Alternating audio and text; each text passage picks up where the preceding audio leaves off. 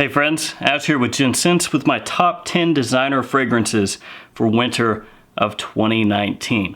Now I need to let you guys know before I jump into this that if a fragrance doesn't make my top 10 here, that doesn't necessarily mean that I don't like the fragrance. This top 10 list is just fragrances that I'm personally looking forward to wearing this winter. So if I don't mention a fragrance that you think should have been on here, don't take it as a slight toward that fragrance, unless it's one that I've told you in the past that I really don't like, and then that's probably why it's not on here. I'm not gonna do any honorable mentions this time. I'm just gonna jump straight into the top 10. These always take forever because I talk way too much, but I'll try to cut down on that as much as I can, even though I say that every top 10 list and it never seems to happen. So without further ado, let's jump into this top 10 winter designer fragrances for men 2019. And when I put my hand down just now, I sprayed myself with one of the fragrances that has an atomizer instead of a lid. Can't really like wipe it on myself because then it'll just stay there forever, so.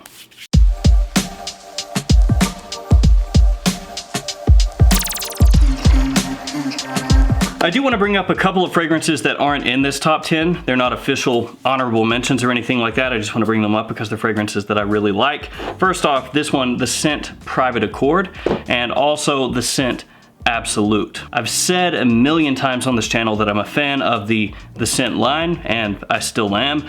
These did not make the list, either the scent Absolute or the scent Private Accord, but I wanted to bring them up just because I think they're really, really nice fragrances, especially for this time of year. Each one of the fragrances features Meninka fruit, which is the common note or the common theme in the Boss the Scent fragrance line. This one, Private Accord, features coffee. The scent Absolute has vetiver, but they're fantastic fragrances. Just wanted to bring them up. And then also this one, Mugler Pure Malt, also Mugler Pure Havane. Great fragrances for this time of year, fall and winter specifically. They're sweet. This one, Pure Malt, which is the one that I almost put into the top 10, is boozy, which you would expect since it is pure malt whiskey. But that one didn't crack the top 10 this year either. I just wanted to bring those two up because I figured they might get brought up in the comments, and they're fragrances that I love, so I wanted to make mention of those right here. With that out of the way, let's crack into the top 10 with the first one, number 10, Salvatore Ferragamo Uomo Signature. And this is actually the one that I sprayed myself with. So now my left hand and also my right hand smell like Signature. This has coffee, tonka, leather, cardamom, and orange as some of the notes. And this one is a flanker to Salvatore Ferragamo Uomo, which is a fragrance that's most well known for its tiramisu note. This one, instead of going full on as sweet as the original Uomo, takes that tiramisu note and basically turns it into a coffee note. So it's not as sweet, not as in your face. If you already own Salvatore Ferragamo Uomo, this one might be a little bit of a redundant purchase because there are strong similarities between the two fragrances, Uomo and Uomo Signature. But if you don't own Salvatore Ferragamo Uomo and you're thinking about picking that one up or one from the lineup, I would suggest just going for this one, Uomo Signature. In my opinion, Salvatore Ferragamo Uomo Signature is the superior fragrance and is actually the best fragrance in the entire Ferragamo Uomo line. It still does retain sweetness, which again, I talked about that with the original. It retains that here. There is definite sweetness, but it's toned down a little bit, and then you have the leather, patchouli, and coffee to temper that sweetness a little bit. That makes Uomo Signature come across with a little bit of a darker edge than the original Uomo, and this fragrance also has great performance and is a great bang for your buck because you can pick this up for about 35 bucks from discounters. And believe it or not, my wife really, really likes this one. She actually likes all of the fragrances that I'm going to feature on this list, which is probably one of the reasons that they're in the top 10, because not only do I like them, she likes them too. All those things put together, the performance, the smell, the quality, makes this one a winner, and it comes in at number 10, Ferragamo Uomo Signature. That's gonna take me to number 9, which is a really, really, really well-known wintertime fragrance, this one and the original. And this fragrance is by Viktor and Rolf. It is Spicebomb Extreme. The original Spicebomb, a really well-known wintertime fragrance, like I said. A lot of people wear it around the holidays. They've even had specific Spicebomb holiday editions, so Viktor and Rolf is fully aware of that. This one has tobacco, vanilla, saffron, and cinnamon as some of the main notes in this scent. And if you wanted to place this higher up on your list, if you said, oh, Spicebomb, that deserves to be way high up there on a wintertime list, I wouldn't argue with you. It's just for me personally, the other fragrances that come in above this one are ones that I'm looking forward to wearing just a little bit more. As you would guess by the name, Spicebomb, this is heavy on spices, especially that cinnamon, though this one is a little bit sweeter than the original Spicebomb, and the way the spices are utilized in Spicebomb Extreme are a little bit more pleasing. Not quite as abrasive, not quite as in your face. Like the last fragrance, Uomo Signature, Spicebomb Extreme has great performance. It's gonna last for a really long time, it's gonna project heavily, it's a big compliment getting kind of fragrance. Big difference between this one and Uomo Signature, other than being completely different fragrances, I guess, is the price. Spicebomb Extreme, much more expensive, even from discounters, than Uomo Signature is. Though if price is a really big issue, and you like that Spicebomb feel, and you like the scent profile that it has, you could go for something like this, Cremo, Spice, and Black Vanilla, get a similar scent profile for a much lower price. Though I will tell you, just matched up head to head, Spicebomb Extreme versus Cremo, Spice, and Black Vanilla, I'm going for the Spicebomb. But if you don't have the money to spend on Spicebomb and you want something in that style of fragrance, check out the Cremo. That's gonna take me to number 8, which is a fragrance I haven't talked about in a long time. It came out in 2016. I actually did a review when this fragrance was new, back when my channel was pretty new also. It is this Jean Paul Gaultier Le Male Essence de Parfum. This has vanilla, leather, lavender, and cardamom as some of the main notes in the scent. And this one is maybe a little bit more of a masculine take on the Le Male line. A lot of times with Le Male flankers, you'll get a really sweet scent, like Le Male in the navy or Ultra Male, things like that. But with this one, you get more of a focus on leather. It ends up being basically a sweet and spicy leather.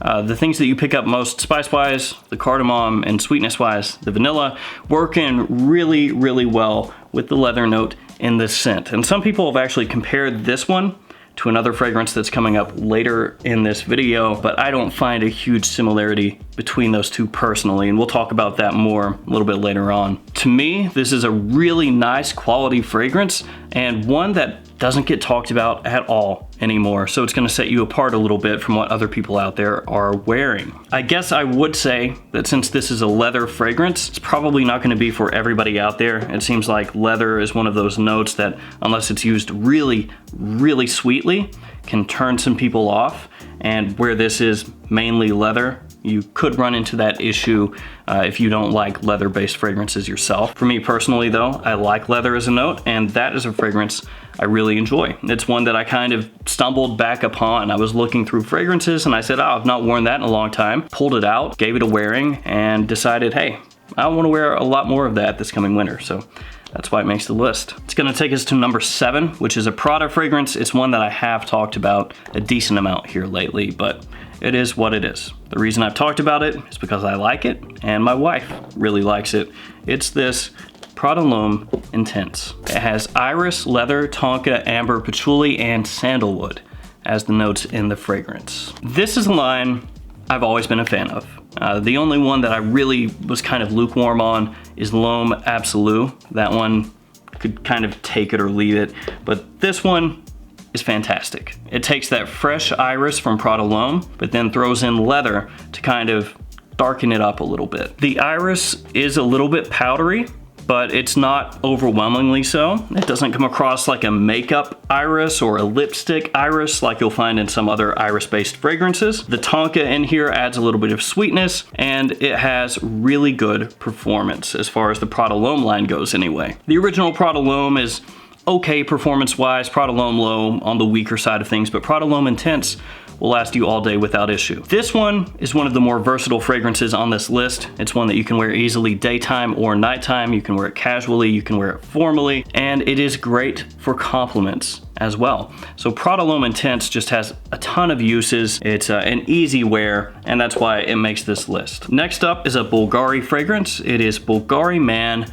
Black Orient. This has cardamom, rum, oud, leather, and floral notes. Now there are similarities between Bvlgari Man in Black and Bvlgari Man Black Orient. If you don't own either of those fragrances, in my opinion, you're better off going for this one. Black Orient, in my opinion, is a little bit of a superior fragrance to the original Man in Black. And I say the original Man in Black when Man in Black itself is a flanker, but who cares? This one is a fragrance that comes across with a dark, sweet, and spicy feeling. It does have both oud and leather in it, which might turn some of you away. You might think, oh, it's gonna come across really funky or animalic or too strong or something like that. But the leather and the oud here are reined in and done very well. And while it's not listed, I do pick up kind of an incense vibe to this fragrance. It gives off kind of a smoky feel. And like basically all the fragrances in this list, the performance here is above average. The quality here is very nice. And this one is gonna be one of the ones on this list that you can pick up on the cheap. So if you have interest in picking this one up, definitely scoop it up from a discounter. You're gonna get it for way less from a discounter than you will in a store. It's a great fragrance for cool weather, cold weather, performance above average, like I said, and one of the best in the entire Bvlgari Man line. 5 down, 5 to go. At number 5, we have a staple in my cool cold weather rotations. It is Paco Rabanne 1 Million Prive. This has blood mandarin, myrrh, patchouli, tobacco, tonka, and cinnamon as the notes. This fragrance is gonna be more on the sweeter side of things, especially in the opening. The way the mandarin orange comes across is an almost syrupy kind of sweetness. That opening with the orange and the cinnamon, if you don't like sweet fragrances, could be a turnoff. Still though, even if you don't like overly sweet fragrances, you should still give this one a try. It smells great as it dries down, and personally, I like the opening too. A lot of people out there kind of write 1 million off. They see 1 million, the tacky bottle, and they just say, oh, 1 million, no, that's trash, that's for kids, whatever. Even if you don't like the original 1 million, I still think you should at least give this one a try. It is fantastic in cold weather. My wife loves that fragrance. She's made that known numerous times on this channel as well as in my day-to-day life. So it's an easy wear for me, a big compliment getter in general. And with this fragrance, 1 Million Prive, I have heard people say, oh, I don't get great performance with it. It doesn't last a really long time for me. It doesn't project all that well. For me, it works really well. I mean, I don't have anything bad to say about the performance. It does what I expect it to do. With this one, essentially, if you don't mind a sweet fragrance, if you really like cinnamon with a tobacco accord, check it out. Very solid. It's gonna take me to number 4, which is a fragrance I reviewed not all that long ago. It is from Roberto Cavalli, La Notte. And if I'm pronouncing that incorrectly, I apologize. This has cardamom, bergamot, leather, and tonka as some of the notes. Like I said, I reviewed this fragrance recently. It gives me a similar vibe to Carolina Herrera CH Prive. And it does have a little bit of a similarity to the original Roberto Cavalli Uomo as well. Maybe like if you took bits and pieces from CH Prive and the original Uomo, combine those together, and then you would end up with this. And in general, the Roberto Cavalli line is one that has impressed me. I mean, there's no really other way to put that. Roberto Cavalli Uomo, Deep Desire, La Notte, Silver Essence, all very solid releases. So this is the one that gets some comparisons from some people to Le Male Essence de Parfum. I do have to tell you guys though that I don't find an enormous similarity between these two fragrances other than they are both centered around leather and they're both good cool weather scents. The way the leather is used here in La Notte comes across more like CH Prive, like I talked about, a much more sweetened take on leather. I think it's an easier fragrance to pull off than Le Male Essence de Parfum. I think it's one that's just in general more likable than Le Male Essence de Parfum. Not that there's anything wrong with the Le Male, it's just this one is made more for the masses, I guess you could say. The Cavalli Uomo line in general is really nice quality for a very low price. You can find them typically at discounters so long as they're in stock in the $30 range, sometimes less. And for what you get, it is a great bang for the buck. The presentation is very nice. The fragrances are great. It's a very impressive line for what you pay. Like I said, I did a review on this fragrance. You can check that out if you want more information on this one. It's got good performance, great bang for the buck. It's sexy, it's sweet, it's a big compliment getter, it's versatile. Awesome fragrance for this time of year. We are now in the top 3, the final 3 fragrances. This fragrance that I'm going to talk about next is not new at all. It's not necessarily something I would call old at this point.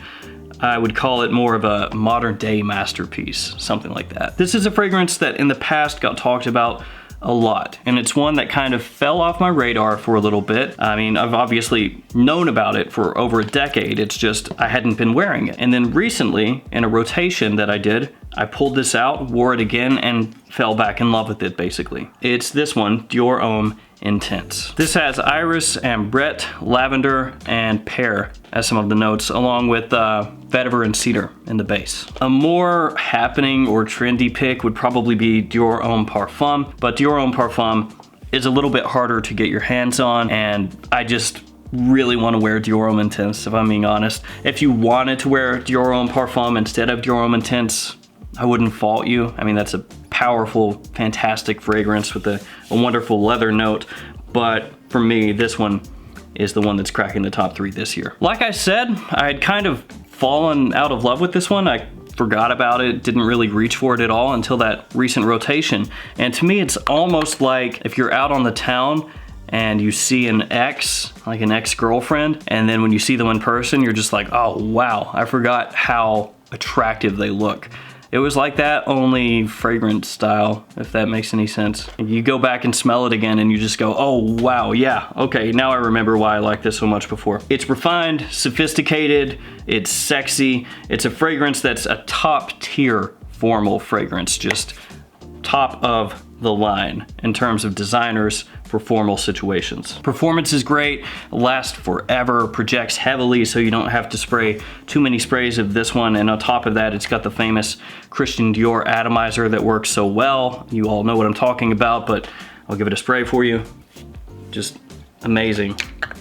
Put my face directly into that. That was a great idea. The iris in this fragrance, Dior Homme Intense, is on the lipsticky or makeup-y side of things as far as iris notes go. So if you hate that, if you don't like that kind of feel in your fragrance, if that's not masculine enough for you, then maybe Dior Homme Intense is not gonna be the fragrance for you. But for me, it is awesome, just fantastic. And I'm excited to reintroduce this one into my rotations this winter. So that's why it makes number 3, Dior Homme Intense. We are in the final 2. Number 2 is a fragrance that I did a review on, as well as a first impression. It's one that blew me away the first time I smelled it. Really, really love this fragrance. Issey Mivake Pulse of the Night. This has patchouli, leather, vanilla, incense, and amber as some of the main notes in the fragrance. This one is fantastic quality. Fantastic quality. It really blew me away.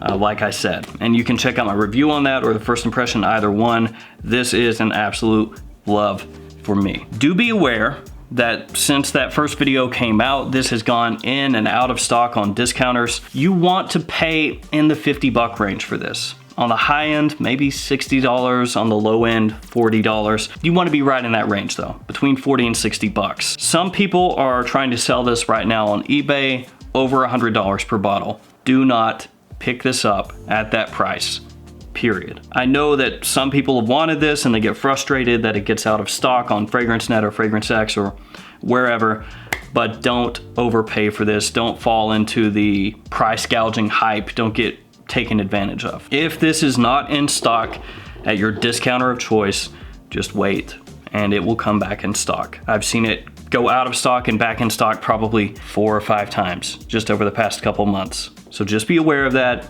Don't overpay, don't get ripped off. Pulse of the Night has a prominent incense note, along with a sweet resinous backing of vanilla, amber, and tonka. Leather and patchouli also come out in the mid and base of this fragrance to give it a little more depth, a little more substance. This one does have great performance, but to me it never comes across as cloying. There's also a little touch of powder in here, so do be aware of that. If you're completely against wearing any kind of fragrance with powder in it, be aware there's a little bit of that in here, though to me it's not a big dose of it. One last thing on this fragrance, Pulse of the Night. Some people had compared this to Parfums de Marly Herod on Facebook. I just want to let you guys know they're not similar. Parfums de Marly Herod is a completely different scent than Pulse of the Night. Do they both have a sweet backing to them? Yeah, they do. Are they both cold weather fragrances? Yes, they both are. And that's about it. If you wear those two fragrances side by side, Harrod and Pulse of the Night, you'll see they're not the same. There are many, many differences that I'm not gonna go into past that. Just letting you guys know that in my opinion, Pulse of the Night is not a replacement or even a take or a copy of Parfums de Marly Harrod at all. That's gonna take us to the #1 fragrance for winter 2019 designer-wise, and it is this one, Gentleman Eau de Parfum by Givenchy. This is a fragrance that I absolutely love. I love this fragrance. As vanilla, Toulouse Balsam, and Orris as some of the main notes, and this gets compared to Valentino Uomo Intense and Dior Homme Intense, though I'm here to tell you it's not the same as either one of those fragrances, though if you said it's in the same style of fragrance or the same family of fragrance, then I could agree with you there. This one, Gentleman Eau de Parfum, is not as lipsticky or powdery as Valentino Uomo Intense or Dior Homme Intense. It takes that Orris and makes it so much more wearable for every day. You know, it's good for day, good for night, good for casual, good for formal wear. You can use this a lot of different ways, a lot of different times. And on top of that, it's a big compliment getter and the performance is above average as well. And you can pick up a tester for under 35 bucks from discounters for a 100 ml size bottle. I mean, this fragrance has a lot going for it. It's sweet, it's balsamic, it's warm, it's got a little bit of an ambery feel to it from the Toulouse Balsam. It's just a fantastic fragrance. It has everything going for it that you could want. The versatility, the compliments, like I said, the price, the performance, just a great scent. One last thing on this fragrance.